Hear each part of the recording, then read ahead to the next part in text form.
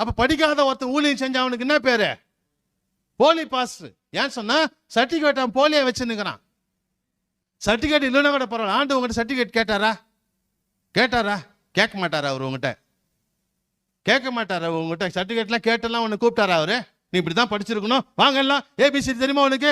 ABCD சொல்லு, எப் போ. இன்டர்வியூ எடுக்கிறாங்களா? கிடையாது. பேதைகளை ஆண்டு அழிக்கிறாருயா.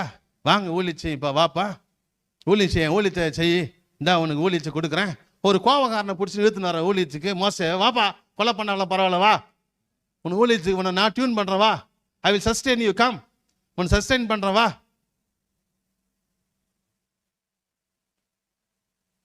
இப்படி ஆண்டவர் ஊழிச்சு அழைச்சு பயன்படுத்தினார். கடைசியா படிச்சுன்னு ஒருத்தனை அழைச்சார். ஏன் சொன்னா அவன் படிப்பு